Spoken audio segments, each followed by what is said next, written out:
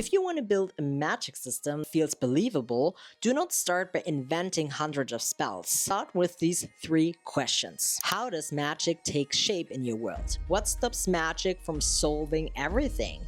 And what changes because magic exists? And once you answer those 3 questions, you're not only building magic anymore, you're building the world around it. Hi, I'm Wild. I'm a fantasy author and artist creating my own fantasy world and bring it to life through various projects.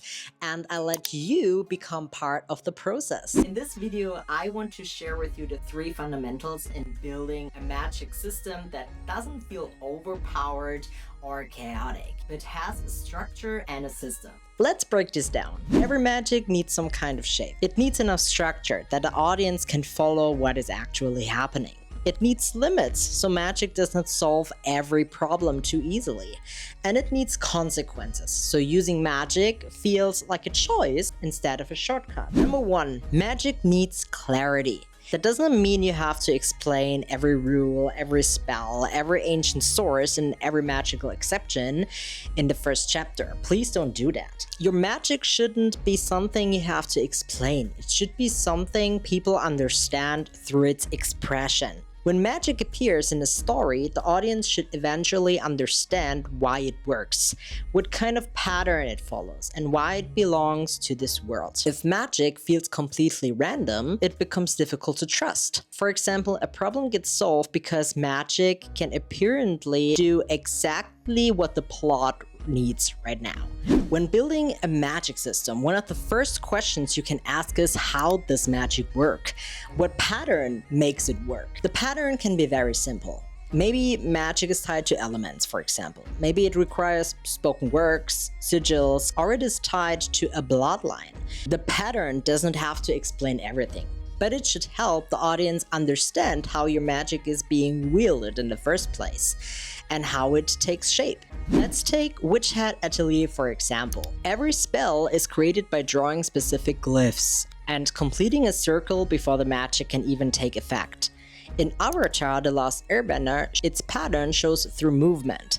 Elemental magic can only be performed through the right physical forms, with each element following its own style. In my own fantasy world, that was one of the biggest challenges while creating the Talithara, the magic of my world, Anantara. I never wanted magic to reduce a person to a rigid class, like being a fire mage, a healer, a bard, or something like that.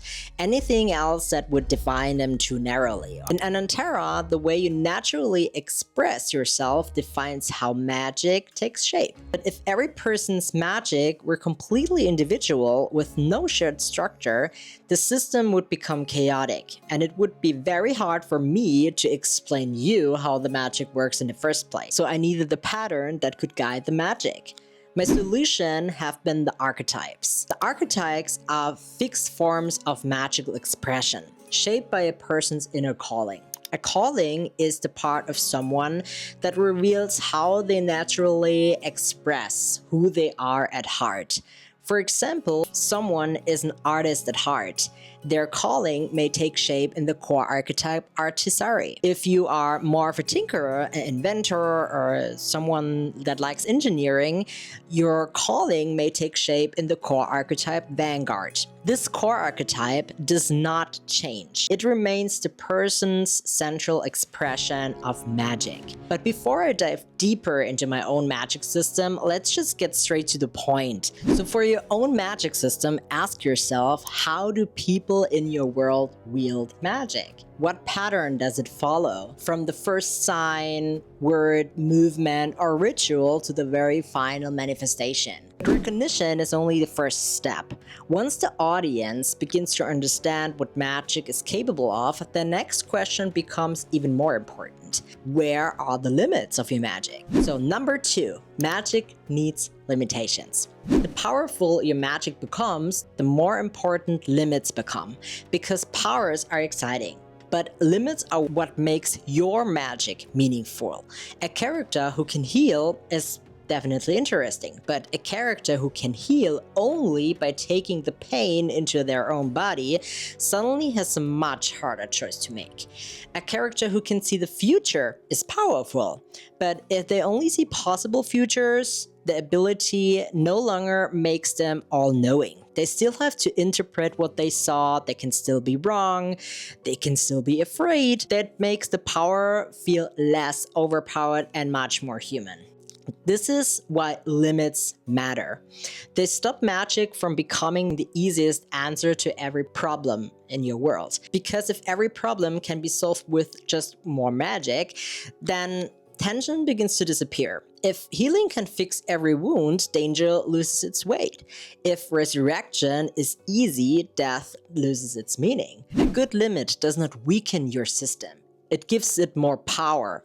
It forces characters to think, become creative with their abilities, and it forces them to make choices. It gives magic a sense of weight. Because the most interesting question is often not, can magic solve this? The interesting question is, what does magic still not solve? Maybe your magic can protect a kingdom, but only by draining the land around it. Maybe it can bring someone back from the dead, but the person is not the person they were as they were alive anymore.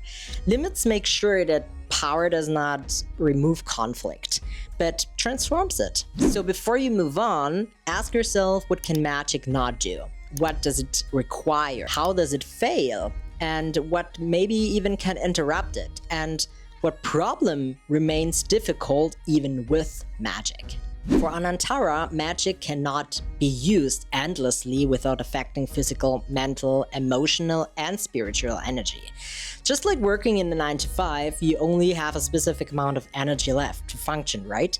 So the question is not only, am I powerful enough to handle this? The question suddenly becomes, how much of myself can I give before I begin to lose balance, energy, and strength? That is where strain comes in, as a warning when someone is pushing too far beyond their limits and needs to recover before the damage becomes even deeper. If that warning is ignored for too long, the magic can become unstable. That instability can lead to what's chaos magic, which leads us to the consequences of magic and chapter 3. Magic needs consequences. Many magic systems stop too early. They define what magic can do and define what magic cannot do, but they forget to ask what magic changes and how people react to magic. Magic should not exist in isolation. If it is powerful enough to change a character's life, it is probably powerful enough to change the world around them. Consequences show how magic affects culture, religion, history, politics, education, fear, law, and so on. If healing magic exists, medicine will change, for example. If magic can inherit it, family lines and social hierarchy will change. And if magic can be taught, education becomes a question of access.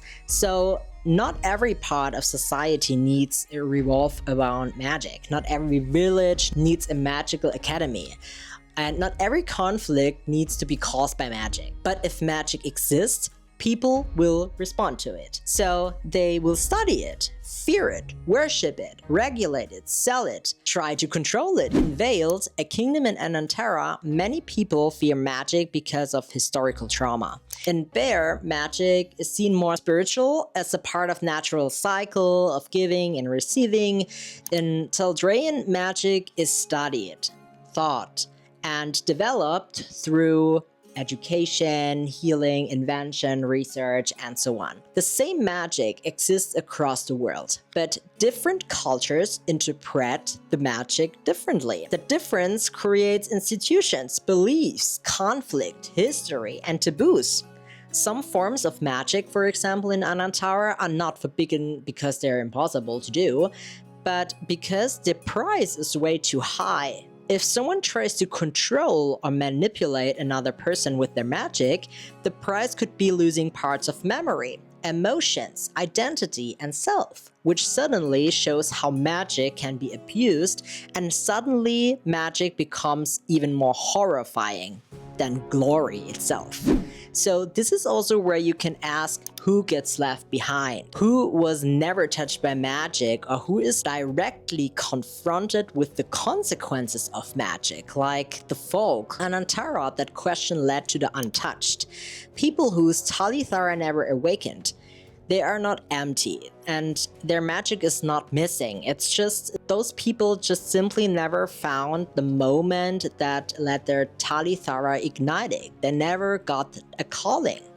But in magical society, people without awakened magic can easily become invisible or pushed into work that does not require magical expression. That is consequence. Magic creates power. Power creates systems, and systems decide who is seen, who is useful, and who is even being ignored. You build your own magic system. Ask how magic changes daily lives. How does it shape culture, religion, medicine, education, politics, or social class? Who controls it? Who fears it? Who is excluded from it, and what historical wounds could exist because of it. So in the end, you're not only building a magic system, you're building the world around it. So if you want to build a magic system that feels believable, do not start by inventing hundreds of spells. Start with these 3 questions. How does magic take shape in your world? What stops magic from solving everything? And what changes because magic exists? Once you answer those 3 questions, you're not only building magic anymore, you're building the world around it. Every answer leads somewhere bigger, to culture, to religion, history, politics, education, and that is what makes magic so useful for world building. It does not only tell you what characters can do, it helps you understand the kind of world they live in. If this helped you think differently about your magic system, I created a free checklist and a workbook that turns these questions into a step-by-step process. It guides you through the source of your magic, its pattern, limits, cost, taboos, and so on, everything we have spoken of right now, and even asks you what would fall apart if your magic suddenly disappeared. So you can find the workbook and the free checklist through the links below in the description. Before we go, I would love to know how magic defines itself in your fantasy world. Let me know in the comments, and let me know if this video was helpful. Please like, subscribe, and let's see us in the next video, little wisps. Goodbye!